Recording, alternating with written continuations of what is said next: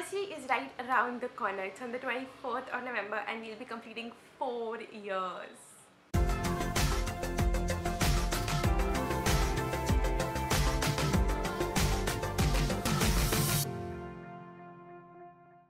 Hi, this is RGV and you are watching the Crazy Indian Wedding series on my channel, where I talk about everything related to Indian weddings. You might already know, or for those who don't know, I used to have a blog called crazyindianwedding.in and I wrote all about my wedding on that. Like every single tiny little thought that I had about my wedding, related to my wedding, post my wedding, is on that blog. And one of the blog posts that is on the blog that is really close to my heart is how it felt to be a bride. And when I wrote it, I got emotional. Some of my relatives read it and they were like, we got emotional. My readers told me they got emotional, and I haven't read that in a long time. Trust me, it took me like, ever since I was like, oh god, I haven't read that, and I've been kind of itching to read it, especially now since my anniversary is around the corner and it's been 4 years. I have forgotten how it felt to be a bride. I can dress up like a bride, but I don't remember the mental, everything that went inside my brain while I was a bride. So I have this blog post which I really want to read, so I'm going to just find that and read it out to you guys. And if you haven't subscribed already, subscribe already. I'm going to read you the blog post that I wrote on February 5th, 2013. This was like just 3-4 months after my wedding. So here it goes. I'm a little nervous right now, I don't know why. Days preceding the wedding, everyone just had one question for me. How does it feel? How does it feel to be a bride? I never had any real reply, and when I asked my recently married bhabhi how they felt, they didn't even know what to say either. All they advised me was to live the moment and enjoy it. Which is actually true. I mean, they ask you how it feels to be the bride. Honestly, at that point of time, you just don't know what is going on. It's just so much is happening, Now as I sit back and relax in my new home, I try to figure out how I felt. To be honest, there were so many feelings I didn't even know I had back then. And then I was thinking that I don't know how I felt. The whole bridal feeling came to me for the first time in a trial room at the fitting of my bridal lehenga. I had just tried my orange lehenga and had finished dancing on the shop floor. I actually, when I wore my lehengas, I literally danced around the shop and people were standing. And I had just finished dancing on the shop floor when they brought out my bridal lehenga for trial, and all my excitement turned into silence. It was like, I had that feeling. As I slipped into my lehenga, all I could see was a bride in the making. I'm getting goosebumps right now. I walked out of the trial room with my chunni pinned into places and no words coming out of my mouth. Tummy had my butterflies fluttering. Okay, whatever I wrote is wrong, but there were butterflies fluttering in my tummy. I had taken cues from other brides trying on lehengas and knew that if your mother cries, then you've chosen the best lehenga you could. Sure enough, my mom was teary-eyed. My brother saw the lehenga for the first time and the look on his face was priceless. It's actually really true. If your mother cries when you're wearing the wedding lehenga, then that means it's the wedding lehenga. I did not want to take the lehenga off, and every time I looked into the mirror, I realized the significance of it. And I have goosebumps right now, okay? Hindi serials so epically show how ghar ki dehliz, the entrance of the house, should not be crossed. How stepping over that invisible line shows you leaving your home forever. How many times, Roli, tearing up a bit. How many times have I laughed at that, and how many times in a day I have crossed that line without even thinking. On the day of the wedding, everything was packed and ready to go out to the wedding venue. All my friends and family had gone ahead. Me, my brother and my parents were last to leave. The time had come for me to step out. It was the last time I was crossing that line as a girl, only to return this time as a married woman. I stopped 2 steps before the door. I could not leave. I didn't want to leave. All I wanted was to go back in my room and get some sleep. It took a little nudge from my mom and dad, and all the courage that I had to step out of my home. Okay, I knew this would happen. I should have kept tissues. I had tissues. We reached the venue at noon and had till 4 to relax. The butterflies had returned in full force. Post lunch, which was shahi paneer, dal makhani and gulab jamun, everyone had their own little things to do, and I was more than happy to spend times with my brother and my sister. Officially, I was supposed to rest, but every time I lay down and closed my eyes, I could feel the huge pondering of my heart. Before I could figure out how to make that stop, the makeup artist arrived. I changed, got ready for makeup, closed my eyes, sat back and relaxed, not thinking of anything. The next time I opened my eyes, my makeup was halfway done and all I could do was stare at the mirror. I had, in my own eyes, never looked so beautiful. I knew I was cute, but I had never felt or looked more beautiful than I ever had. As my makeup finished and I started transforming into a bride, I started shivering and my teeth started chattering. But I don't know why my teeth started chattering, they just would not stop. I calmed down after 10-15 minutes and sat in front of the mirror just staring away. My makeup artist put a little colored tika for buri nazar and I was ready. We did a few individual shots while waiting for the barat, having 3 cameras pointing at your face, 50 people watching you in proximity of a very, very small room when you've just gotten ready is not at all comfortable. And we had taken room for everybody to change and spend time in, but everybody wanted to meet the bride and be in the same room. And like, everyone wants to be around her, not understanding that too many strange people that you meet once in 3 to 4 years makes the bride extremely uncomfortable and distracted. Thankfully, I had tight security and a very few people knew where I was. Although the room still ended up being crowded, I was happy to see people who I have spent my childhood with, people who I would probably hardly see from this day forward because we were so twistedly related that meeting at weddings was only the possibility. The photographers don't make life easy. It takes time to get accustomed to them. The photographer I was used to had to go to shoot the venue, and I was left with people that I didn't know. They made me do a couple of poses which I didn't like, and I got irritated to the core. When one pose he asked me to do almost spoiled my makeup. I left the room in anger with people wondering what happened. I was in a state where even the slightest error put me off big time. I actually really got angry at the photographer. But I stepped out of the room. I realized it's my big day and I was uselessly getting irritated at small things. On reaching back, the photographers were kind enough to offer calling the other one, and I said, that's okay, let's have as much fun as I can. And at that point I was like, first let me just do the poses that I want to do, then I'll do whatever poses you want me to do. If you look at my wedding video during the time of these photos, I'm constantly talking. I stop for a minute, smile at the camera, and I'm off again. I was very excited at the time, extremely. You see that white curtain behind me? Well, after every pose, I would peek out and see how far the barat had reached.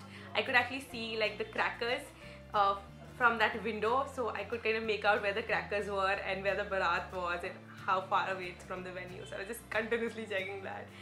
And the butterflies were having a stampede in my tummy. Once I found out that the barat had entered the complex, I ran to a window in the next. So we had like 2 flats next to each other, and there was a long hallway connected to it.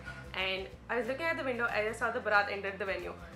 And I ran to the other room because I knew the other room had a better view of the whole barat entering, and I always wanted kind of like a jharoka or something from where I could peep out and look at the barat.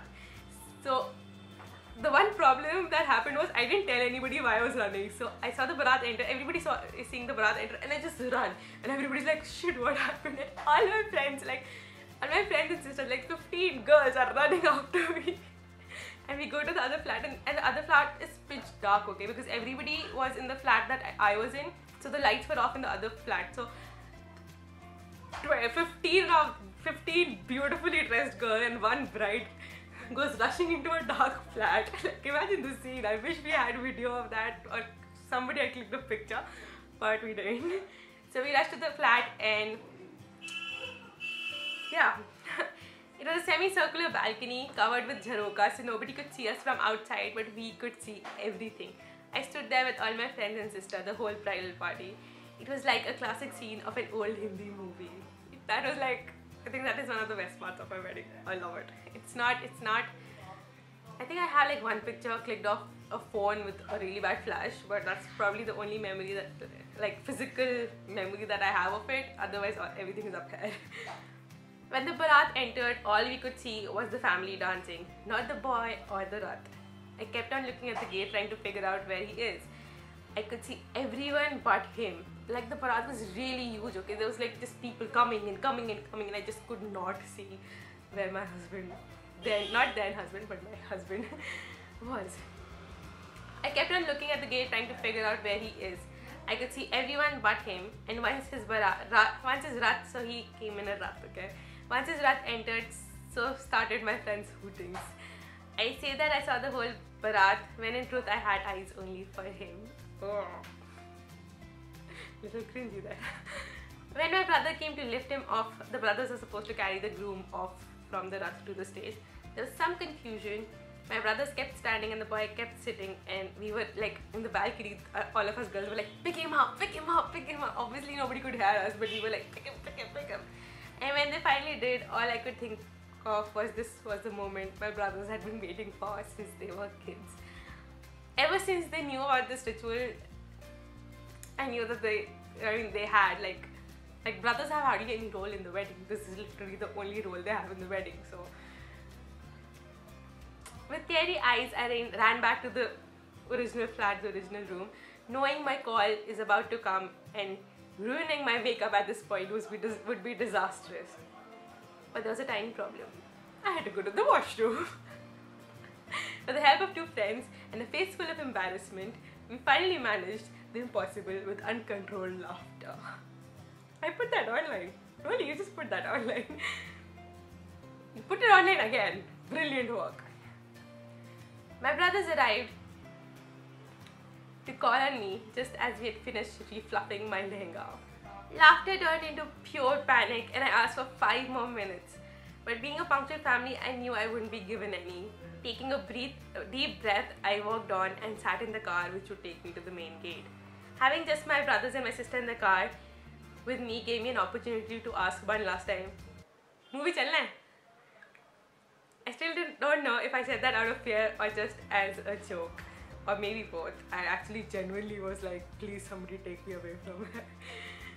It's a scary feeling, okay? When I stepped out and under the phoolon ki chadar, I was very excited with the rats jumping in my rats are jumping in my tummy apparently. I had butterflies before. And the chill running through my back, my mind going, oh my god, yeah.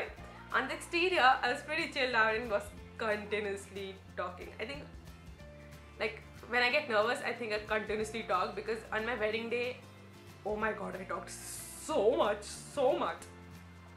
We were a little away from the main gate, so I was relaxed that nobody could see me. I was just chilling out, and there was like a kalira hanging on my head. I was like, is it now? You know, I was just chilling, and then my bhabhi comes running to me, and she's like, shh, everybody's looking at you, thoda sharmao, like, act like a bride. And I'm like, what? Then I suddenly realized there are like 7 cameras pointed at me, and I'm like, oh, okay, sorry. I realized I had 7 cameras in front of me which were telecasting everything live to 5 huge screens at the venue. Oops. Then onwards, I kept shut and walked slowly, taking sneak peeks at my little sisters carrying Diya and my eldest brothers holding the phoolon ki chadar, feeling so proud of them all and so lucky to have so many people around me who just love me, not because we have like the same blood, but just because. It was overwhelming. It overwhelmed me thinking that not only them but my friends who walked behind me were always there for me. I'm like so blessed, seriously, to have such a wonderful family and have such wonderful friends. Midway, when I looked at the amount of people gathered around to get a glimpse of me, it made me panic. I knew what 1000 people mean. It's easy to think of them in terms of numbers, but when you actually see 1000 people at one place all staring at you, it's highly overwhelming and super duper scary. Okay, I need a minute before I can read the next slide. Like a little baby, I did the only thing I could. I searched for my mom. With my eyes on her, I walked further. My mother and my dad joined us near the stage, right when I needed them, right when I needed that courage to step further forward. It isn't easy being a bride because all those emotions are going on within a short span of time. Seriously, like you're like nervous and you're so excited and you're like, oh my god, I don't want to do this, and you're also like, oh my god, I so want to do this. So much going on. I stepped onto the stage where the boy had come to receive me. I finally saw him close up and his smile gave me warmth. Then onwards, it was pure happiness. I saw no one was going up on the stage after us, and that happiness turned into, oh my god, why isn't anybody coming on this stage? You can actually see me looking around and kind of panicking in the video. Our varamalas were lying on the chair, but somebody had to come and hand it to us. Nobody came despite the stage being surrounded by a sea of people. I couldn't see I've written the voice, but I couldn't see my parents or my in-laws. So didn't know if we were supposed to pick up the mala now or should we wait or what. Time was passing and we were still standing on the stage waiting. I finally saw the boys' family. We decided to pick up the varamalas ourselves. At least one family would see. Post Varmala, the rose shower started. With a huge smile on our face, we posed our pictures, kept posing and posing and posing. The rose shower just wouldn't stop. It was like so much. Both of us got a little frustrated because we couldn't sit down till the shower didn't end, and when it finally did, we heaved a sigh of relief and sat down. Then onwards, it was pictures after pictures after pictures, and in between them, during them, after them, we talked a lot. There's so many photos of me and Varun talking on the stage. Oh my god. But in all those pictures, one thing was common, was our smile. There was a time when people I didn't like were on the stage and I didn't exactly like it. What?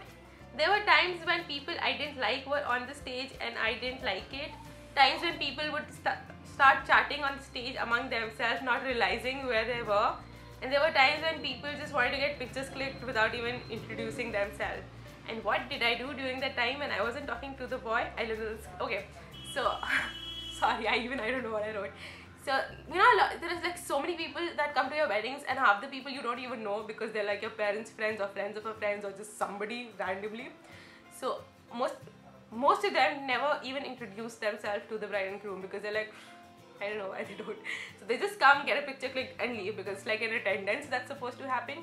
So we had like a folk dance entertainment system going on, and there was a huge screen exactly in front of where we were sitting.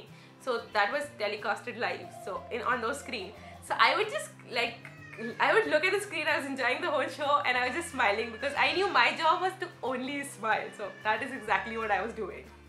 When we stood up for our couple photo shoots, people just kept coming and coming to get their picture taken, and in the end we had people stopping us to have our picture taken with them. Yeah, we actually really had like the photographer actually had to stop and say, please let us click couple photos because it was already like 12:30 at night, and our Fero ka time was like 1 AM, and there's hardly any time within that half an hour we had to get our couple photos clicked and also have dinner. And honestly, you know, the studio photos or those post photos, we don't have many of them at our wedding day because there was no time, absolutely no time. During dinner, we were pretty relaxed. Rather, I was pretty relaxed and extremely hungry. Our plate had like the maximum amount of katoris and we tasted most of the food. In the end, my mother had to come and tell me to hurry up. It was time for fairas and you have to change. So I changed like 3 outfits for my wedding. So while eating pizza, I quickly told the waiter, I want everything that has chocolate in it and no other sweet because I have to rush, and if it's just like one or few sweets that I can have, I'll have everything that has chocolate in it. Little did I know that after knowing my love for chocolate, our caterer had every single variety of mousse, pastry, tarts, puddings, you name it, it was there. Like so yum, okay? So when the whole filled tray was put in front of me, I did what anyone else would do in this situation. Eat a bite of everything that was in front of me and leave the rest for the boy to finish. Yes, Roli, on your wedding day. Trust me, I'm probably the bride who ate the most, because everybody in the family says that, you know, the family doesn't get to eat, the bride and groom don't get to. I ate a lot. At my wedding, I ate a lot. Thinking now, it's maybe not a big issue, but sorry. As I walked to the room to change, all I could worry about was whether or not my sisters would be able to sting the jutis. With my chachi, my sister and my friends helping me change fast into my Pharaoh ki sari, I loved the feeling. All of them had just one mission: to make me look pretty. Once I was ready, there was still time for me to go down, and what I heard are sounds of my sister-in-laws right outside my room. I didn't want to see them, I didn't want them to meet me. My sisters and my friends gathered around as my guards, so even if the door opens, seeing me was impossible. Thinking back now, it's maybe not a big issue, but at that point of time, you just do not want to, you know, talk or interact with anybody, and you don't want to, like, you don't want your look to be revealed basically before you step out. When you're nervous and at the edge, all you want are people that support you and love you unconditionally, and people that you know. When the call came for me to go to the Pharaoh's hall, I was a little nervous and a little perturbed. When I entered and saw both sides of the family neatly tucked in blankets, I couldn't help but imagine that this was kind of like a pajama party, where instead of PJs you wear like fancy clothes and the entertainment was us. They're all like tucked in those really cozy, you know, like in hotels, like you get really nice white blankets, all soft and fluffy. Everybody was kind of tucked in those blankets. It was really cold. This made me smile, and while I was giggling on the inside, I was asked to sit between my parents. First, which calmed down my jumping nerves. Sitting between them, I knew nothing would go wrong. Both me and my dad were pretty sleepy, and my mom would not allow us to drink tea or coffee in between the puja. So with half-opened eyes and sleepy minds, we completed the rituals. When I sat down next to the boy and saw the relief on my mom and dad's face, well, now they could get, you know, tucked in the blanket and relax. It made me calm knowing that they were happy, but it didn't stop the butterflies. I thought I had rats. Every time I tried to see the significance of things that were happening, I would get teary-eyed, so I let things be. I didn't know if I was happy or sad or excited or nervous, awake or asleep. I chose not to concentrate on everything, but to concentrate on the one thing I was feeling the most, and that was happiness. Post Pharaoh's, the boys' side remembered that they had forgotten to put the mukut and chunni, so it was done later, and all I could think of was, oh my god, am I looking fine? I kept looking at my friend, hoping for her to understand that I needed help. I think she got my signal and she came near me, corrected the askew mukut, placed the chunni properly, and to my sigh of relief, the pictures show me looking good. I have fashion designers for, like, I have stylists and fashion designers for friends. Obviously, I would look good. Next came to the recital of Chand, which are basically shades that are said by the groom in front of the whole family. The first one made me laugh, the second one made my already red cheeks redder, and the last unprepared one that he made up on spot made my heart melt.